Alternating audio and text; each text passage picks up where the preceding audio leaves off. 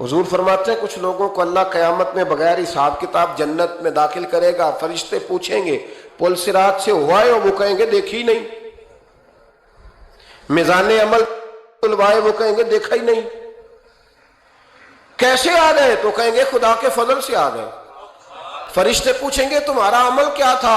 وہ کہیں گے کچھ بھی نہیں، عام لوگوں کی طرح نماز پڑھتے تھے، روزہ رکھتے تھے، حج فرض ہوا تو کیا، زکوٰۃ اگر ہمارے اوپر لاگو ہوئی تو دی، عام روٹین کے معاملات۔ تو فرمائے اتنی بڑی فضیلت کے بغیر حساب کتاب جنت، کوئی تو وجہ ہوگی۔ تو بندے عرض کریں گے وجہ ایک ہی تھی کہ رب جو ہمارے حق میں فیصلہ کرتا تھا ہم اس پر راضی ہو جایا کرتے۔ علامہ اقبال نے ایک بات لکھی ہے، اقبال کہتے ہیں جب میں لندن میں وکالت کرتا تھا تو ایک خاتون تھی، لیڈی بارنس اس کا نام تھا، چھوٹے موٹے مقدمات لے کے وہ میرے پاس آتی تھی۔ بی بی ایک ہوٹل چلایا کرتی تھی، اس کا خامن جو تھا وہ فوج میں ملازم تھا۔ اقبال نے خود لکھا ہے، اقبال فرماتے ہیں کہ ایک دن وہ خاتون پھر کسی کیس کے سلسلے میں میرے پاس آئی، تو جب وہ آئی تو اس نے نقاب اوڑھا ہوا تھا، برقع کیا ہوا تھا۔ تو چونکہ اس نے نقاب اوڑھا تھا مسلمانوں کی نشانی تھی۔ نقاب اوڑھنا کن کی نشانی ہے؟ اللہ آپ کو خوش رکھے۔ تو کہتے ہیں وہ نشانی چونکہ اہل اسلام کی تھی تو مجھے تجسس ہوا۔ میں نے کہا لیڈی خیریت ہے؟ میم صاحبہ یہ برقع پہنا ہوا ہے؟ تو کہنے نہیں، ہنس کے، اقبال مجھے پکا یقین تھا کہ آپ ضرور پوچھیں گے۔ تو میں نے کہا اچھا تو یہ برقع؟ تو کہنے لگی الحمدللہ میں مسلمان ہو گئی۔ تو میں نے فوراً کہا کہ آپ کا شوہر تو فوج میں ملازم ہے، فوجی کے لیے بدلنا اور پھر ملکی قانون اور یہ چیزیں۔ تو کہنے لگی اس نے مجھے کیا کہنا تھا، وہ خود کلمہ پڑھ گیا۔ تو کہتی ہیں میں اور متجسس ہوا، وہ کیس کی بات کرتی تو میرا تجسس بڑھ گیا۔ میں نے کہا تو کیس چھوڑ یہ بتا کلمہ کیسے پڑھا؟ تو کہنے لگی اقبال اصل بات یہ ہے کہ میں نا بے اولاد تھی، خاوند بھی بڑے اچھے پیسے کماتا، میں خود بھی ہوٹل چلاتی، پر ڈپریشن اور ٹینشن اور بلا وجہ کی پریشانیاں جان نہیں چھوڑ۔ یہ ٹینشن اور ڈپریشن کا نا مجھے عربی ترجمہ کوئی نہیں ملا۔ یہ ڈپریشن اور ٹینشن کا نا میں نے تلاش کیا ہے، لیکن مجھے عربی لغت کے اندر ان کے معنی مجھے لگتا ہے کہ اس زمانے میں یہ چیزیں تھی ہی نہیں، ہوتی تو ان کا کوئی نام بھی، یہ آج ہے نا تو اس لیے آج کے زمانے میں ہی نام ہے، مفت کا، مفت کی پریشانی۔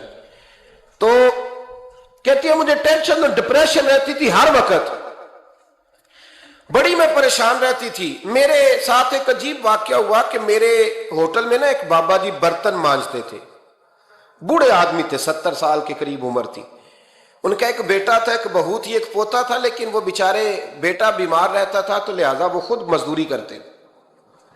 کہتی ہیں ایک دن وہ بابا جی میرے پاس آئے، کہنے لگے میم صاحبہ 2-4 دن کی چھٹی چاہیے۔ تو میں نے کہا خیریت ہے؟ کہنے لگے میڈم میرا بیٹا فوت ہو گیا۔ بیٹا، آپ کو پتہ ہے باپ کا جنازہ پڑھنا آسان ہے، بیٹے کا جنازہ اٹھانا بڑا مشکل کام۔ کہتی ہے میں کچھ لکھ رہی تھی، میرے ہاتھ سے قلم گر گیا، میں نے خود گاڑی بھیجی، بابا جی گاؤں چلے گئے جہاں وہ رہتے تھے۔ کہتی 2-3 دن کے بعد میں اور میرا شوہر گئے تو رستے میں ہم باتیں کر رہے تھے کہ کیا تعزیت کریں گے، ایک ہی بیٹا تھا، کوئی رشتہ دار بھی نہیں، تو اس کی تو کائنات اجڑ گئی، کن لفظوں سے اسے تعزیت کیا کہیں گے۔ کہتے جب ہم گئے تو وہ ٹوٹی ہوئی چٹائی پہ بیٹھا تھا، کچھ لوگ قریب تھے، ہم نے جا کے کہا بابا آپ مسلمان ہیں، ہم آپ کو کیا نصیحت کریں، ایک ہی بیٹا تھا، کہ کس طرح کر کے ہم آپ کو تسلی دیں۔ تو کہتے ہیں اس نے آنکھیں کھولی، بوڑھی آنکھوں میں ایمان کی روشنی، کہنے لگا بی بی کیا تعزیت کی بات کرتی ہو، میں نے کوئی پیسے جمع کرا کے بیٹا لیا تھا، خدا نے فضل سے دیا تھا، عدل سے لے گیا ہے، میں اپنے رب کے فیصلے میں بڑا راضی ہوں، اللہ بڑا کریم ہے، وہ لے گیا، اس کا مال تھا۔ آپ یقین کریں ہمارے دیہاتی لوگ یہ کہا کرتے تھے، میں نے کانوں سے سنا ہے، ایک بوڑھے آدمی کا ایک دفعہ بیٹا فوت ہو گیا تو کسی نے اس سے کہا بابا چھوٹی عمر میں بچہ چلا گیا، تو مجھے لفظ نہیں بھولتے، کہنے لگے پتر اللہ دی فصل ہے، کچی وڈے تاں ہو دیے۔ سنے آپ نے بھی کبھی یہ فکرہ، کچی وڈے تے پکی لے جائے تے تاں ہے جو ہو دی، تو جب اس کا جی چاہا وہ لے گیا۔ اللہ اکبر۔ وہ خاتون کہتی ہے کہ وہ بابا جی سے میں نے کہا کہ چلو آپ 1 مہینے کی چھٹی کر لے، تو کہنے لگا نہیں میڈم میں مسلمان ہوں، مفت کی روٹی نہیں کھاتا، مزدوری کر کے کھاتا ہوں، میں انشاءاللہ 2-3 دن کے بعد کام پہ آ جاؤں گا۔ کہتے ہیں وہ چند دنوں کے بعد آ گیا. اللہ کی قدرت کے ابھی 2-3 ماہ گزرے تھے پھر آیا. میڈم چھٹی چاہیے کچھ دنوں کی. میں نے کہا خیریت ہے؟ کہنے لگے وہ میری بہو بھی ہارٹ اٹیک سے فوت ہو گئی. کہتے اب میں بھی تڑپ گئی اور عیسائی ہو کہ میری آنکھوں میں آنسو آ گئے. میں نے کہا گھر کا دروازہ بند ہو گیا, اب یہ بیچارہ کیا کرے گا؟ وہ اپنے شوہر کے غم میں ہارٹ اٹیک سے فوت ہو گئی. کہتے ہم پھر 2-3 دن کے بعد تعزیت کے لیے گئے. پھر ٹوٹی ہوئی چٹائی, بوڑھا نہ اپنی انگلیوں سے زمین پر کچھ بنا رہا. کہتی قریب گئی اور میں نے جا کے کہا بابا اب تو تسلی آپ نے خود ہی کرنی ہے, جو نظام تھا وہ تو ہو گیا. تو کہتے ہیں پھر اس نے آنکھیں کھولی, آسمان کی طرف دیکھا تو کہنے لگا بیٹی کوئی پریشانی نہیں, میرا بیٹا بغیر شادی کے بھی تو فوت ہو ہی سکتا تھا نا, بس میرے مالک نے جب چاہا جیسے چاہ ہوا. میں انشاءاللہ 2-4 دن کے بعد کام پہ آؤں گا. یہ میرا 3-4-5 سال کا پوتا ہے, ابھی اسکول داخل ہوا ہے, میں ساتھ لے آؤں گا, وہاں میرے ساتھ اوپر کوارٹر میں جہاں میں رہتا ہوں یہ بھی رہے گا. کہتی ہے میں سختے میں آ گئی اس کی کیفیت دیکھ کے. وہ پوتے کو ساتھ لے آیا.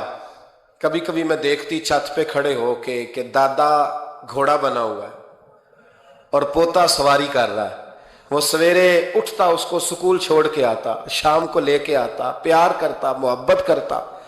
تیسری منزل پر ہم نے ایک کوارٹر دیا ہوا تھا, وہاں دادا پوتا رہتے. اللہ تو بڑا بے نیاز ہے. کہتی ہے اقبال ایک دن نا پوتا اوپر والی منزل پہ کھیل رہا تھا, اس کا پیر پھسلا, وہ گردن کے بل زمین پہ گرا. مجھے خبر ہوئی تو میں دوڑی, ایمبولینس منگائی. خون سے لتھڑے ہوئے اس بچے کو دادے نے اپنی گود میں رکھا. اور جب ہم ہسپتال کی طرف گئے تو ہاسپٹل بعد میں آیا, جناب اسرائیل پہلے آ گئے اور کہتے ہیں وہ گود میں دم توڑ گیا. پھر دادے نے اسے اپنے ہاتھوں سے غسل دیا, پھر اس نے اپنے بوڑھے ہاتھوں سے قبر کھودی اور پھر مٹی ڈال کے کہنے لگا انا للہ وانا الیہ راجعون. جے سونا ہی میرے دکھ وچ راضی, جے سونا ہی میرے دکھ وچ راضی. پھر سکھ نو چلے ڈاواں. کہتے ہیں وہ مٹی ڈالی اس نے, اور جب وہ واپس پلٹا تو میں بازو سے تھام کے ہوٹل قریب لائی اور میں نے اس کے قریب کہا کہ بابا تو ٹوٹ گیا ہے, تو بکھر گیا ہے. مجھے محسوس ہوتا ہے کہ اب نہ تیری راتیں اور تیری صبحیں اور تیری شامیں غموں میں گزریں گی. تو کہتے ہیں یوں اس نے ہاتھ رکھے اور یوں آنسو چھٹک دیے. کہنے لگا میڈم کیوں میرے اندر کوئی عقیدہ نہیں, میں کوئی لوارث ہوں, میرا کوئی رب نہیں, میں کیوں پریشان رہوں گا؟ میں تو پکا ہوا پھل ہوں, تھوڑے دن گزریں گے قبر میں جاؤں گا, اور جب جنت میں جاؤں گا تو اللہ میری بیٹے سے بھی ملاقات کرائے گا, میرے پوتے سے بھی ملاقات کرائے گا, میرا رب ساری ملاقاتیں کرا دے گا. میں اپنے اللہ کی رضا پہ بڑا راضی ہوں. وہ خاتون کہتی ہے میرا اور میرے شوہر کا کلیجہ پھٹنے لگا. میں نے کہا بابا یہ جذبہ کہاں سے ملتا ہے, یہ سکون کہاں سے آتا ہے, یہ کیفیت کیسے ملتی ہے؟ مجھے کہنے لگا تو نے لینی ہے؟ میں نے کہا ہاں. تو کہنے لگا تو بھی گنبد خضرا والے نبی کا کلمہ پڑھ جا, تو بھی رسول اللہ کا کلمہ پڑھ جا.